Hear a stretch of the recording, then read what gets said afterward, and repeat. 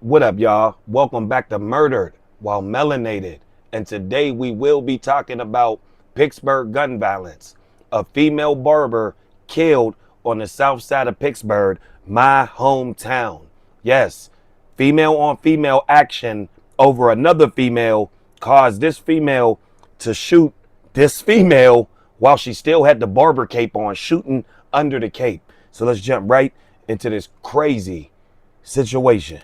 The shots fired on the south side in the middle of the day. Pittsburgh's Action News 4 reporter Felicity Taylor is live tonight and learning more about what happened there. Felicity.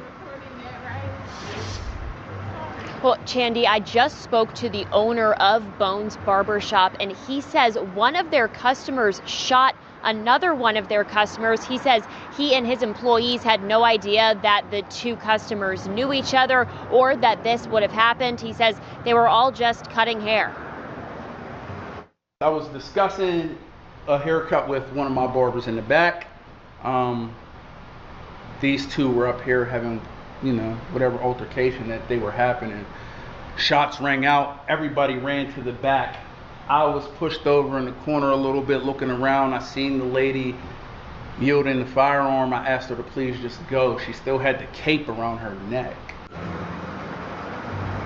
Owner Ramon Pierce tells us that he's learned that the two customers had some sort of prior beef before they seemingly ran into each other at his barbershop. He says the woman who was shot and killed was standing above the shooter, telling her to come outside. He says one of the barbers working on the women was just 19 years old, and he tried to defuse the situations before those shots were fired. Now, the shooter has been identified as 25-year-old Myra Carter from Baldwin. We're hearing that she turned herself into police. Pierce said she seemed to come to her senses as he told her police were on the way. So yes, man, we're gonna bring y'all closer into the action. It's called Bones Barbershop on East Carson Street in Pittsburgh. So we're gonna hit that and wham, it's gonna bring us right here. And then we're gonna hit this and it's gonna bring us right down in front of Bones Barbershop where this happened, man. Bang. You see how we do? Yes, man. So this is it right here. Bones Barbershop on the south side. Now, if y'all don't know about the south side, this street right here, this whole strip is a party strip. I'm talking about club after club, bar after bar, drinks after drinks. It goes down on the south side of Pittsburgh, PA, man. Just type that in and it'll do the rest. So yeah, this is Bones Barbershop right here, man. 1221 next to a Dairy Queen. That's clutch though. Hey, that's clutch though. The barbershop next. Well, no, I don't know if it's clutch. It's kind of a pro and a con because eating and then you hungry, but you like, man, I gotta go over there. That 2 for $5 mix and match. Man, stop playing. But let me get back into the proceedings this evening, man. So yes, Bones Barbershop right there, man, where one lady shoots another lady all over another lady. You see what I'm saying? So this situation is getting deeper because the suspect turned herself in already. Yeah, the suspect turned herself in. So we're going to get a little bit more of the story and show who the person was, you know what I'm saying, the victim. And then we're going to conclude this crazy situation. So yeah, man, salute to YouTuber The Family. He covered the story as well. Like I said, I'm here in Pittsburgh. So salute to him for doing great, journalist work. Because I didn't even have the story covered. So we like to salute situations like that. Go like and subscribe to The Family. He does great content. I lost Go his 5 breakdown. brothers,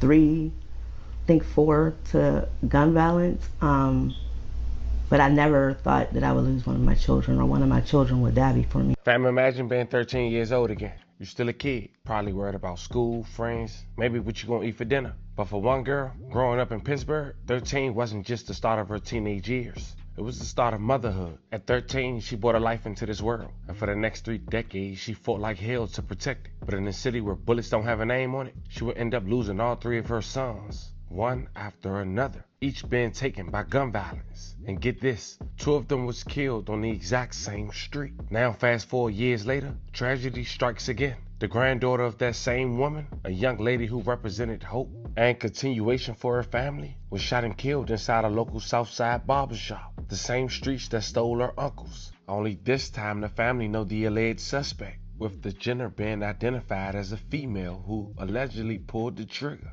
And of course, later in the video, we'll go over the motive. But most people calling the grandmother the definition of strength. A woman who survived what most people couldn't handle at once. But how much pain can one heart take before it breaks? This is the story of a Pittsburgh family that lived through 13 years of heartbreak. 3 brothers gone and a legacy haunted by grief. From a mother who had her first child at 13 to a granddaughter who became the 4th name lost to the same cycle. Today we're going through the life of the woman who was the center of it all. Her upbringing, her sons, her pain, her faith, and the legacy her family still fights to hold on to. But before we go over this one, I want you guys to remember, I won't give you no angle. I just give you the story. So with that being said, make sure you like, comment, and subscribe. We'll jump right to it. Fam, this picture was taken in 2013. The woman with the black shirt is Luanna Coward, along with family and friends of her 3 sons, Harry Coward, James Jones, and Don Jones. In this picture, candles are lit in honor of Luanna and 3 sons. That was hosted in April of 2013 on Ferndale Avenue. It all began May 11, 2001, when Harry Coward, then 18 years old, was shot and killed while attending a cookout near the intersection of 5th Street and Ferndale Avenue. He was shot multiple times while leaving a party after an argument had erupted between him and another man. Then more than 4 years later, on December 11, 2005, James Jones, then 17 years old, was shot in the back outside of a north side building where he and his sister were waiting for 2 men when they had agreed to drop off on their way to a local mall to do some shopping. And on April 16, 2012, almost 11 years from his first brother's murder, Don Jones, then 19 years old, was shot multiple times in the 500 block of Ferndale Avenue, where he had reportedly been with friends. It was down the street from Harry Coward's death. He later died at a local hospital. May all 3 rest in peace and love and condolences to their families. Till this day, no one has been arrested or charged. Is searching for the gunman who killed her sons. 2 of her sons were shot and killed on the same street 11 years apart. I spoke with the mom tonight, and she's hoping someone will come forward. The day when he was killed, I live it all over again. On his birthday, I live it all over again. Mostly every day. Luanna Coward lost her oldest son, Harry Coward, to gun violence in Duquesne back in 2001. Her son, Don Jones, also was shot and killed in Duquesne in 2012 on the same street his brother died on. He was shot with 3 guns on the same street, opposite corner of my first son. So as a mother, I want to say it was really, that was an extra impact on me because I stood over here at Catherine and Ferndale, and I looked down, and it was like 11 years ago, I was down on Ferndale and 5th. Coward says anytime she gets a tip about what happened to Harry or Don, she calls Allegheny County Police. But so far, no arrests have been made. I was hoping that somebody would unlock the truth. You know, even though it's 20 years, it's like yesterday. So I'm always searching. Coward says they both were gunned down with several people around, and she's hoping and praying that someone who will see this can help her find closure. And there's a $5,000 reward for info leading to an arrest and conviction in both cases. If you know who killed Don Jones or Harry Coward, please call the number on the screen. Her name was Rayon Williams, now 26 years old. In high school, she played basketball. She really enjoyed sports. After making breakfast and asking her family to save her plate, Rayvon went to Bones Barbershop to confront a woman who allegedly been sleeping with their same girlfriend. The girl in the barbershop chair was a young girl who was identified as Mariah Carter, 25 years old, and also played basketball in high school. After an argument ensued, Mariah had grabbed her firearm off her waist and shot Rayvon while sitting down in the barber's chair, leaving her being struck in the chest and neck, later losing her life at a local hospital. May she rest in peace and love and condolences to her family. The shooting was reported to police just before 1 p.m. and captured on the barbershop surveillance camera. Police say the video shows Carter sitting in a barbershop chair, her arms concealed by a cape. Williams and 2 of the shop staff are standing next to her. Williams is seen holding a cell phone in her right hand, and when she steps towards Carter, Carter's opened fire from under the cape. Williams then runs to the back of the shop and collapses. Carter gets up, brandishes her gun, and leaves. Police said Carter drove to her Baldwin home